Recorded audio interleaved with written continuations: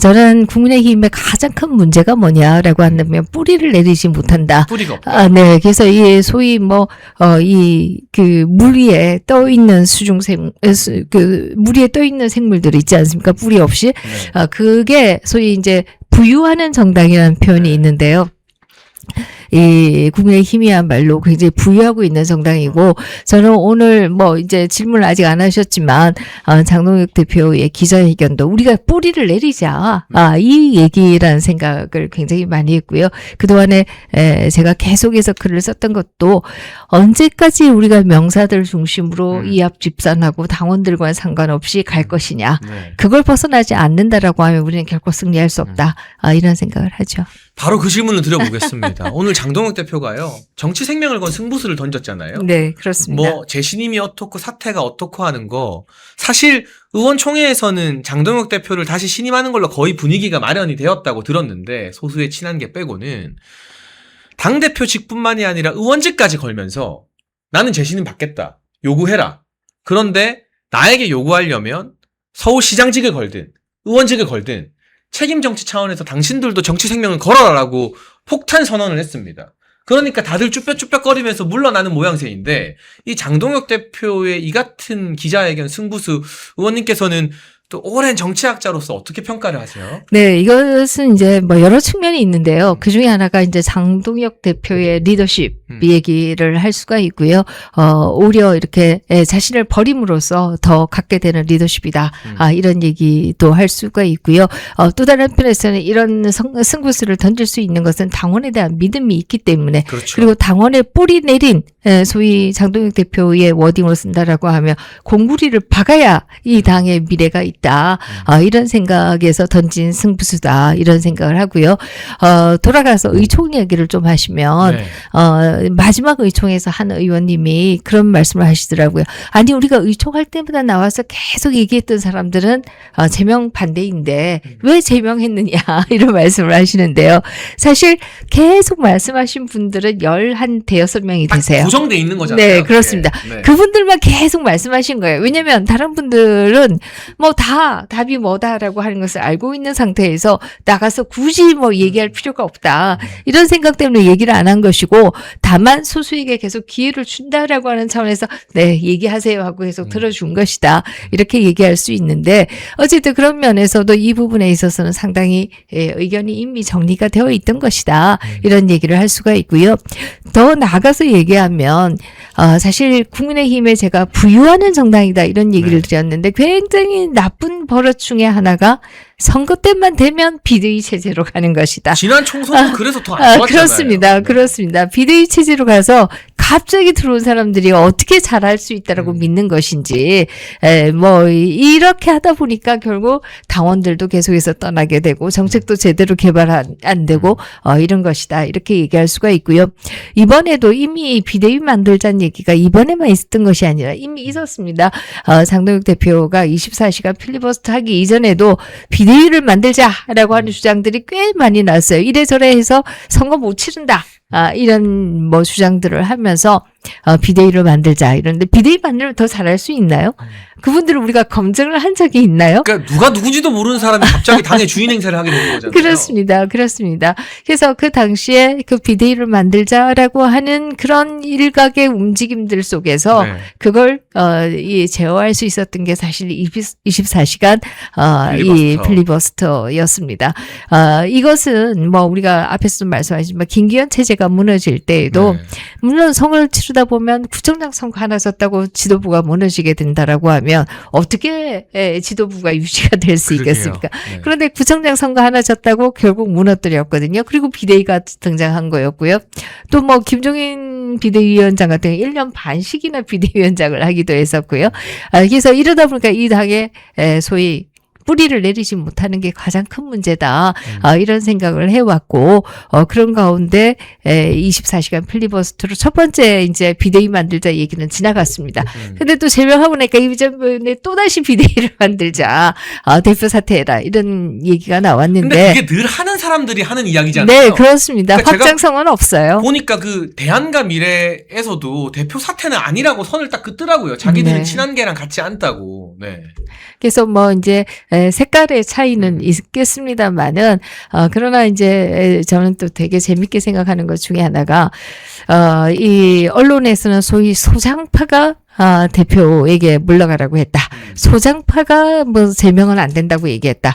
이런 프레임들을 굉장히 많이 썼는데요. 네. 사실 대표한테 뭐 이 사퇴해라 이런 얘기를 한 분들 가운데 대표보다 나이 많으신 분들이 굉장히 많으세요. 그러니까 뭐가 소장판지를 저도 잘 모르겠어요. 그렇습니다.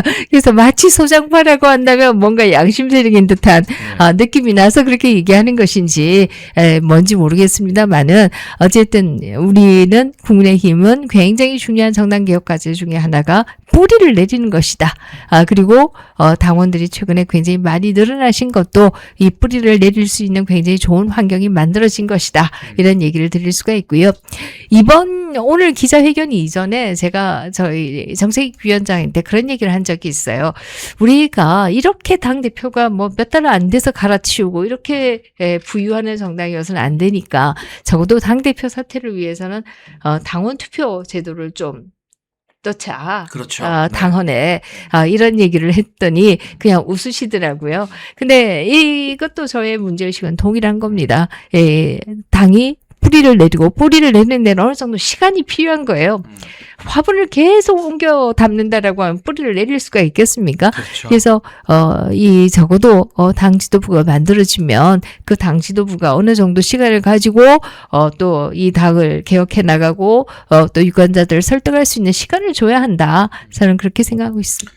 그러니까 뿌리를 내려야 된다라는 김민전 의원님의 말씀이 국민의힘이 왜 그동안 허약한 오합지졸이었는지 그 본질을 전곡을 탁 찌른 것 같고, 우리가 시간이 걸리더라도 그 뿌리를 내리는 작업을 해야만, 저 민주당은 지금 사실은 좌파가 이 사회의 주류가 돼가지고 시민사회까지 다 막 뿌리를 내려놨거든요. 그렇습니다. 걔네와 맞서 싸우려면 우리도 시간이 걸려도 투자를 하고 뿌리를 내리는 것 말고는 다른 방법은 없는 것 같아요. 의원님. 네. 그리고 사실 민주당의 경우에도 선거 때가 되면은 연합들을 그동안 해왔고, 특히 김대중 뭐 정부에서도 그러고 또 뭐 야당 대표일 때도 마찬가지였습니다만은 시민사회와 연합공천을 했어요. 네. 뭐 5대5 연합공천 이런 것들을 했는데요.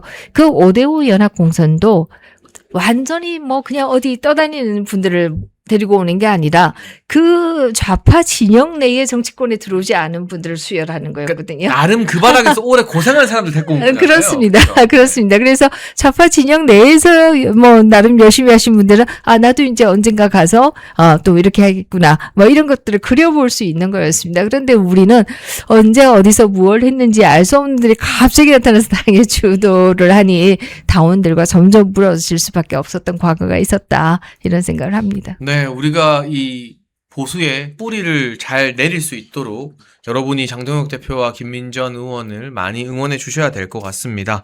렌치마요님께서요, 30대 여자인데 김민전 의원님이 롤모델입니다 라고 보내주셨고요. 우마무무마나님은 중도의 함정에 빠지면 안 된다. 또 최미자님도 이렇게 응원의 메시지를 보내주셨습니다. 너무 감사하고요. 사실 그래서 제가 단톡방에 그런 글을 올렸었습니다. 최근에 뭐 그런 말씀들 많이 하시는데요. 지방선거의 투표율과 대선의 투표율이 얼마나 다른가. 네. 그렇기 때문에 지방선거의 선거 전략과 대선의 선거 전략은 달라야 좀 된다. 달라야죠. 네. 그걸 같은 선거 전략으로 생각한다면 안 된다라고 하는 글과 더불어서 역대 2022년 선거와 2018년 선거를 본다라고 하면 정확하게 데칼코마니입니다. 그래서 지금 현재 정확하게 말씀드려서 우리가 굉장히 어려운 선거를 하게 되는 것은 사실이에요. 그렇죠. 정권 초니까. 네, 정권 초에 아직도 이재명 정부에 대해서 그래도 뭔가 기대를 갖는 분들이 아직도 있는 것은 사실이기 때문에 그래서 이것은 이제 뭐 소위 그런 상황이기 때문에 이것에 대한 감안을 해야지 선거가 어렵다. 그래서 이것이 당대표의 책임이다. 이렇게 간다라고 하면 오히려 답이 안 나오는 것이다. 이런 글들을 계속 올렸었는데요. 이제 단톡방에 그런 이유가 그냥 무작정 선거가 어렵다. 당대표 바꾸자. 이렇게 한다라고 하면은 우리는 구원받지 못할 것이다. 이렇게 생각하고 있죠. 그 제가 과거 여론조사를 보니까요. 박근혜 전 대통령께서 탄핵을 당하고 대선 패배 이후에 홍준표 대표가 다시 복귀해서 지선을 치렀잖아요. 그러니까 2018년과 지금이 처한 상황은 비슷한데 리얼미터 기준으로 그때 홍준표 대표의 자유한국당 지지율이 17%였고요. 우리는 39%거든요. 그러니까 충분히 어떻게 보면 어려운 시기를 잘 겪어나가고 3월부터는 뭐 결과가 어떻게 나오든 간에 이제 윤석열 대통령님과 다른 분들의 재판 1심이 끝나면 민주당이 더 이상 뭐 계엄이고 내란이고 말할 명분이 없어지면 우리 국민들이 본격적으로 경제나 부동산 문제를 좀 보지 않겠습니까? 네, 그렇습니다. 환율 문제도 보게 되고. 그럼 저는 오히려 3월부터는 경제를 중심으로 반격의 시간이 올 거다. 그럼 3, 4, 5월은 판도 바꾸기에는 너무 긴 시간이거든요. 의원님, 이번 지방선거 저희가 쉬운 선거는 아니지만 저는 충분히 서울과 부산을 지키면서 선전할 수 있다고 보는데 네. 어떻게 전망을 네, 하세요? 그렇습니다. 사실 뭐 어려운 선거인 것을 부정하면은 저는 답이 안 된다고 생각하고요. 네. 이것을 인정하고 어떻게 극복해 나갈 것이냐 전략을 짜야 된다 이런 생각을 하고요. 그런 차원에서 제일 공략할 수 있는 포인트는 바로 경제이다. 네. 라는 얘기를 드릴 수가 있죠. 지금 뭐 이 환율이 1,450원대인데요. 이게 6월 달에 1,300원대였습니다. 6월 1일이 네. 1,370원까지 내려왔었어요. 그러면 새 정부가 들어오고 나서 약 100원이 비싸졌다라는 얘기고요. 1,480원까지도 갔었잖아요. 네. 물론 뭐 10조 정도를 네. 써서 이제 이걸 이만큼 내렸다. 이렇게 얘기들이 되고 있는데요. 네. 어쨌든 지금 현재 환율을 그대로 얘기해도 6월 달 이재명 정부가 들어오기 직전보다 100원 정도가 1달러에 100원 정도가 비싼 것이다. 네. 이게 무슨 얘기냐라고 하면 해외여행 가기 위해서 만약에 1,000불을 바꾼다. 이러면 얼마를 더 내야 되는 거예요? 그러면은 10만 원을 10만 더 원 내야 더 내야 되네요. 이게 네. 이재명 때문에 10만 원을 우리가 더 내야 되는 것이다. 이런 얘기를 드릴 수가 있고요. 이거 뭐 해외여행 가지 않는다라고 해도 제가 좋아하는 그 브랜드의 음료가 있는데요. 이게 이제 코스코에서 팔던 음료예요. 이거 더 이상 수입이 안 되더라고요. 비싸졌어요? 그렇습니다. 수입업자들이 수입할 수가 없는 거예요. 이게 언제 얼마가 될지 모르니까 네. 미리 수입을 해놔서는 뭐 마진을 맞추기가 어려워지는 거죠. 이런 식의 얘기들이 뭐 무궁무진합니다. 뿐만 아니라 기름값도 마찬가지죠. 이재명 정부가 굉장히 운이 좋은 것 중에 하나는 지금 현재 약달러이고요. 원유도 굉장히 가격이 저렴합니다. 그러니까 전 세계적으로 달러랑 유가가 싼데 네. 우리만 비싸지고 있는 맞습니다. 거잖아요. 우리도 이 리터당 약 100원 정도를 우리가 더 내고 있는 것이다. 네. 이렇게 얘기할 수가 있고요. 그래서 이 주유소 가서 이 기름을 넣으실 때는 야 100원 리터당 100원 이거 이재명 잘못 뽑았다. 이런 얘기를 저는 하시면서 내야 된다 이런 생각하고요. 저는 이런 부분들로 생활 이슈로 저는 뭐 공약을 해야 된다 이런 생각하고요.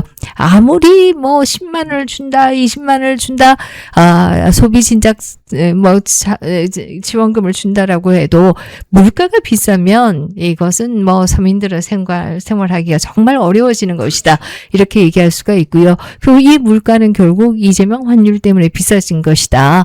이렇게 얘기할 수가 있습니다. 그래서 이런 모든 것에 대해서 잘 유권자분들께 알려드려야 된다 이런 생각하고요. 더더욱이나 이제 뭐 현대자동차가 25% 관세면 11조 관세를 내야 된다라고 하죠. 그러면 현대자동차가 과연 견딜 수 있겠는가? 이미 제철 같은 경우에도 50% 관세를 받고 있어서 이미 너무나 철강 회사들은 다 망했다 막 그러더라고요. 그렇습니다. 이미 너무나 어려운 게 사실이고요. 이미 석유화학도 굉장히 어려운 게 사실이고요. 이런 상황에서 정말 자동차까지 어려우면 또 뭐 반도체에 대해서도 미국에서 생산한 게 아니면 100% 관세 매기겠다. 우리 보수의 결집을 하기 위해서 멸콩TV가 멸콩천사라는 후원회를 만들었습니다. 1,004명이 함께하는 멸콩TV 공식 회원 캠페인입니다. 행동하는 1,004명만 모이면 보수의 목소리는 절대 쉽게 흔들리지 않습니다. 가입은 채팅창에 올려놓은 링크로 가능하고요. 어려우신 분들은 010-9939-1144 이 전화번호로 멸콩천사 문자 보내주시면 저희가 어떻게 가입하는지 안내를 드리도록 하겠습니다. 말이 아닌 참여로, 행동으로, 멸콩천사로 함께 해주시면 저희가 멸콩TV 제작하는데 정말 큰 힘이 될 것 같습니다. 이런 얘기를 하지 않습니까? 최근에 워싱턴에서 삼성 회장이 이재용 회장. 이재용 회장이 이건희 컬렉션을 이렇게 전시하면서 우리 참전 용사들 정치인들 불러서 참전 용사 때문에 우리가 이렇게까지 올 수 있었다 이런 걸 감사해하고 이런 것을 보면서 이게 이제 일종의 정말 감사한 마음이기도 하지만 일종의 미국 사회의 여론 지도층에게 로비하는 거지 않습니까? 기업은 이렇게까지 하면서 이 관세 같은 불리함을 맞지 않기 위해서 하는데, 노력하고 있는데 우리 정부 때문에 이렇게 관세에 폭탄을 맞는다라고 한다면 기업으로서는 얼마나 큰일일까. 기업이 큰일이라고 하는 것은 노동자가 큰일이다라고 그렇죠. 하는 것이죠. 특히 이미 신자유주의가 아주 확장되었을 때에도 아무리 해외 공장 많이 지었고 우리 기업이 잘 나가도 국내에 투자가 들어오지 않으면 노동자들은 굉장히 어려워지고 국민 전체가 어려워지는 것이다. 이렇게 얘기할 수가 있습니다. 지금 우리가 다 보고 있는 것들이에요. 그래서 이런 것들에 대해서 저는 잘 유권자분들께 말씀드리고 이렇게 가서는 한국 경제가 정말 큰일 납니다. 라는 얘기를 드리고 우리가 여러 가지 부족했지만 그럼에도 우리를 선택해달라는 말씀을 드려야죠. 네, 여러분 이렇게 막힘없이 경제 문제나 관세 문제에 대해서 술술술 이야기할 수 있는 국회의원 300명 중에 몇 명 안 될 겁니다. 여러분 오늘 영상 저희가 쇼츠로도 많이 만들 텐데요. 더 많은 분들이 김민전 의원님 이야기 들을 수 있게 좋아요와 구독 빼먹지 마시고요. 요거 하나 여쭤볼게요. 한동훈 제명 여파로 당이 시끄러운데 근데 저는 오늘 장동혁 대표의 승부수로 이제 다 정리가 끝난다. 그리고 이번 주말 넘어가면 더 이상 장동혁 대표 사퇴니 재신임이니 이런 이야기가 안 나올 거라고 생각을 하는데 장동혁 대표 입장에서 또 이번에 의원님도 맘 편한 특위 위원장을 하시게 되셨잖아요. 지방선거까지 앞으로 당을 어떻게 이끌어가고 어떻게 운영해야 간다고 좀 보십니까? 네, 그렇습니다. 저는 말씀하신 것처럼 이제 여기에 대해서 더 이상의 약간의 투덜 그림 이런 거는 있을지 모르겠습니다만은 대표 물러가라 이런 얘기는 이제는 더 이상 안 나올 것이다. 자기 자리를 걸겠다라고 하는 분들은 별로 없겠죠. 없지 않을까 이런 생각이 들고요. 어떤 의원님은 잘못된 길을 가고 있다 이런 얘기를 하는데 과연 누가 잘못된 길인가라고 하는 것은 좀 두고 봐야 될 것이다 이런 생각하고요. 근데 어쨌든 이제 더 이상 지도 리더십에 대한 도전 자체는 없을 것이고 그렇게 된다라고 하면 우리가 선거에 있어서 정책 개발 등에 대해서 좀 더 집중하고 특히 이제 그런 얘기 들어보셨을 거예요. 진보는 부패도 안 망하는데 보수는 분열해서 망한다. 요새 나오는 유행어죠. 네. 과거에는 보수가 부패했다라고 하는데 요즘 보수가 오히려 부패하지 않는 것 우리 같아요. 가진 게 없어서 부패할 수가 없어요. 네. 근데 대신에 분열해서 망한다 이런 얘기들을 많이 하시는데요. 이거 정말 안타까운 얘기이고 오늘의 기자회견으로 분열해서 망하는 것은 이제 없어지지 않을까 이런 생각을 하고요. 네. 또 하나 드리고 싶은 것은 우리가 역대 보수의 선거를 보면 선거 2달 전이 피크예요. 그때 가면 마치 지난 24년 선거도 2월 달에는 우리가 이길 것처럼. 마치 과반을 한다는 등 막 이러는데요. 선거는 결국 뚜껑을 열 때까지 정말 최선을 다해야 된다. 이런 얘기할 수가 있고요. 특히 24년 선거에서 돌이켜보면 정말 아쉬운 점이 너무 많은데 그중에 하나가 대파. 대파 가격이 뭐라고 그걸 헬멧에 꽂고 선거운동을 하는데 그거 하나 제대로 반박하지 못했던 게 그 당시에 우리의 선거운동 역량이었다. 이런 얘기를 드릴 수가 있고요. 지금 장바구니 물가 보면 대파가 문제가 대파가 문제가 아니죠. 쌀값이랑 돼지고기랑 완전 폭등하고 있거든요. 배추, 무 이런 건 거의 2배로 지금 올라 있는 상황입니다. 왜냐하면 지금 딸기값도 금딸기다 이렇게 얘기하는 게 이게 석유 가격이 오르면 비닐하우스를 할 수가 없으니까 훨씬 더 재배가 어려워지는 것이고 이렇게 볼 수가 있고요. 그래서 이 비싼 물가들 지금 편의점 가도 마찬가지잖아요. 이 라면에 이 삼각김밥 하나만 먹어도 5,000원인 이런 시대가 지금 돼버렸는데요. 이런 것에 대해서 우리가 잘 마케팅을 하고 물론 욕만 해가지고 표가 온다고 생각하지 않습니다만은 그에 대해서 잘 대안들을 제시해야 될 것이다 이런 생각합니다. 네, 우리 당 지방선거 승리를 위해서 또 맘 편한 특위 위원장을 맡으신 김민전 의원님의 어떤 그 주부들의 마음을 공략하는 그런 정책과 공약도 저희가 기대해 볼 것 같고요. 신아람님과 최미자님, 승리의 노래님도 김민전 의원님 존경합니다, 응원합니다라고 메시지 보내주셨습니다. 저희 말씀드리는 순간 그 김민전 TV 구독자가 53,000은 넘었대요. 52,000 몇백이었었는데, 네, 적어도 몇백 분은 넘어가셨는데 방송 끝나면 더 많이 가셔서 김민전 TV를 여러분 구독을 좀 해주시면 좋겠고요. 네, 지금 야당은 정청래, 김어준, 유시민이 뭉치고 이재명, 김민석이 따로 떨어져서 막 내분이 이제 우리의 내분은 좀 정리되는 국면이라면 저기의 내분은 막 이제 시작되는 국면 같은데 정치를 오래 분석해 오신 분으로서 뭔가 좀 이 분열의 타이밍, 분열의 시계가 이제 우리한테서 저쪽으로 넘어가는 걸까요, 의원님? 네, 뭐 그러기를 바라고요. 네. 이것은 분석이라기보다 바람이고요. 희망, 네. 근데 또 다른 한편에서 보면 재미있는 사실이 있습니다. 만약에 이재명 대통령의 지지율이 정말 60%라고 한다면 네. 김민석 총리의 지지율이 30%를 넘어야 된다 이런 얘기 드릴 수가 있어요. 안 그렇더라고요. 안 그렇죠. 네. 그래서 지금은 오히려 지지율 1등도 못하는 상황이지 않습니까? 이거 자체가 이재명 대통령의 지지율이 그렇게 높지 않다라고 하는 것을 저는 보여주는 것이다. 그게 좀 허상이다. 그렇습니다. 네. 왜냐하면 다 기억하시겠지만 박근혜 대통령 때 같으면 김무성 그 네. 당시의 대표가 거의 뭐 한 2년 가까이를 지지율 1등이었죠. 1등을 아주 큰 차이로 했던 네. 것이 사실이고요. 문재인 정부에서는 이낙연 총리가 또 문재인의 제2의 문재인으로 맞아요. 보여지면서 30% 이상대를 계속해서 유지했어요. 굉장히 예리한 지적이네요. 거의 이거. 3년을 유지했습니다. 그래서 거기에 반해서 지금 1등은 오히려 장동혁 대표이거든요. 맞아요. 그리고 뭐 2등과 차이도 상당히 있고요. 네. 김민석 총리가 2인자라고 하는 김민석 총리가 오히려 그렇게 큰 지지율이 아닙니다. 이것은 밀리려고 하고. 네. 이것은 이재명 대통령의 뭐 대통령이라고 표현하면 또 싫어하실 수도 있는데 어쨌든 이재명 정부의 지지율이 우리가 생각하는 것만큼 높지 않다라고 하는 걸 보여주는 것이다. 네. 제가 그래서 언젠가 한번 그런 글을 쓴 적이 있는데요. 장 대표에게 내가 고맙게 생각하는 것 중에 하나가 이 자기 후보 지지율에서 1등 해준다는 것 자체가 상대 진영의 허약함을 보여주는 것이어서 그것이 고맙다. 이런 글을 제가 페이스북에 하나 썼던 기억이 나는데요. 사실 그런 것만 봐도 우리가 공략할 수 있는 여지가 많고 그리고 지금 분열이 왜 되느냐라고 한다면 바로 그게 허약하기 때문에 분열이 일어나는 것이다. 이렇게 얘기할 수가 있습니다. 정말 민주당 내에 확고하게 이재명 정부가 지지율이 높고 통제력을 가지고 있다라고 하면 이런 현상이 나타날 수가 없는 것인데요. 이렇게 되는 것 자체가 허약함을 보여주는 것이고 그 허약함을 우리가 공략해야 된다. 이런 생각하지요.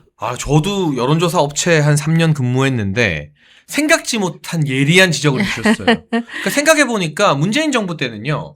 이낙연이 부동의 1등이었고 그렇습니다. 한 3년간 1등 했던 것 같아요. 윤석열 대통령님이 검찰총장으로 등장해서 대선주자 되기 전에는 1% 이렇게 또 나와 보수 진영의 대권 네. 주자 중에 10% 넘는 사람이 없었어요. 없었습니다. 다 한 자리였어요. 근데 지금은 이재명 지지율이 저렇게 높다는데 장동혁 대표 대권 지지율이 막 20%까지 나오고 2인자라는 김민석 총리가 죽을 쓰고 있거든요.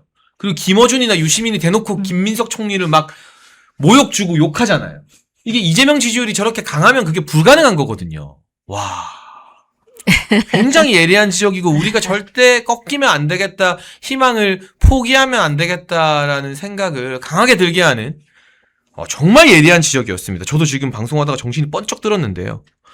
의원님 그럼 이제 마지막으로 정치인 김민전 앞으로 이런 정치를 하고 싶다. 사실 많은 분들이 지금 댓글로 부산시장 나가야 되는 거 아니냐, 뭐 송파로 가시라, 뭐 부산으로 가시라, 뭐 이런 댓글도 아까 많이 있었어요. 그러니까 김민전 의원님께서는 어떻게 생각할지 몰라도 우리 당원과 지지자들이 김민전 의원님을 초선으로 안 내버려 둘 것 같습니다. 반드시 김민전이라는 정치인이 보수 지정에서 해야 될 역할이 더 있다라고 붙들 것 같은데 뭐 지금 지역을 선택하는 게 좀 이르다 하더라도 앞으로 나는 이런 정치를 하고 이렇게 정치를 하겠다라고 우리 당원들께 소개해 주실 만한 말씀이 있으실까요? 네, 사실 뭐 제가 앞에서 얘기를 미처 못 드렸는데요. 제가 이 2024년 선거에 네. 이제 출마해야겠다라는 마음을 먹을 때 아들이 저한테 그런 얘기를 했습니다. 엄마 평생 나를 위해서 살았으니 이제 엄마가 다른 인생을 한번 살아보세요라고 얘기를 하더라고요. 그래서 이제 24년에 그래 그럼 비례대표 한번 넣어보자 해서 넣게 되었고 그 당시에 비례대표 면접을 하시던 분께서 위원장께서 그런 말씀을 하시더라고요. 지금 너무 늦은 나이에 오신 거 아니에요? 그렇게 얘기를 해서 제가 아이 다 키워놓고 오느라고 좀 늦었습니다. 그러나 이제 열심히 해보겠습니다. 뭐 이런 얘기를 했는데요.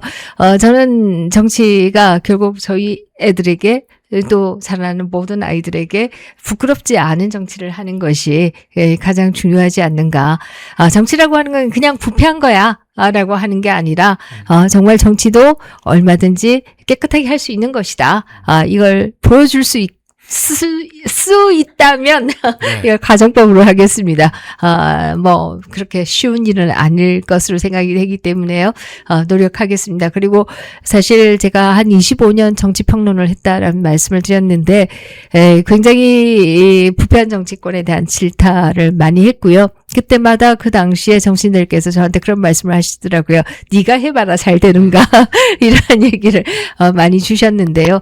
남들에게 비판 많이 했던 만큼 스스로 비판받지 않을 수 있도록 노력하겠습니다. 네, 저는 정치를 평론했던 많은 정치학자들이나 언론인들이 정치권에 들어와서 망가진 경우를 진짜 많이 봤는데 제가 정치 평론하면서 제가 방송가 꼬맹이 시절부터 뭐 비교도 안 되는 선배 정치 평론가셨으니까요.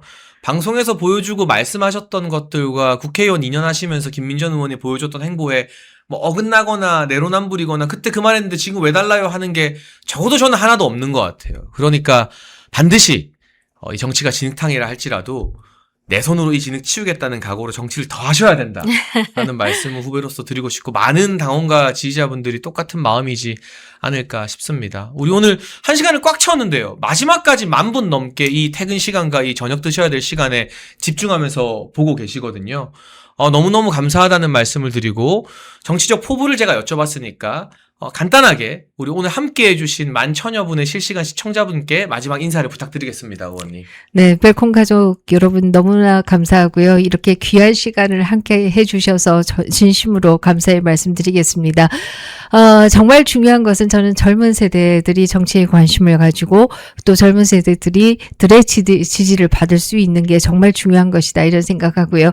그런 차원에서 우리 젊은 평론가들이 이렇게 활동하고 있는 것은 진심으로 우리의 큰 자산이다 이렇게 생각합니다. 여러분들께서 우리 지금 앵커님을 비롯해서 젊은 정치인들을 키울 수 있도록 또 젊은 평론가들을 키울 수 있도록 많이 구독해 주시고 또 좋아요 많이 눌러주시기 바랍니다. 여러분, 환신골드에서 신년 기념으로 2+1 이벤트를 진행합니다. 50년 전통의 신화제약이 개발한 27가지 한약재로 발효한 환신골드, 면역 강화, 혈액순환, 피로회복, 기억력 개선, 항산화 도움을 주는 식약청이 인정한 건강기능식품, 특히 밤에 자다가 화장실 자주 가시는 분들에게 아주 좋다고 하네요. 멸콩TV에서는 환신골드 2+1 구매 고객에게 구국의 지도자 박정희 대통령님께서 57년 전 국가 발전을 위해 직접 집필하신 전집 6권을 새롭게 편집한 박정희 전집을 무료로 선물로 드리고 있습니다. 2+1과 박정희 대통령님 전집을 함께 받을 수 있는 기회 놓치지 마세요. 상담 전화 010-9699-1144로 부탁드립니다.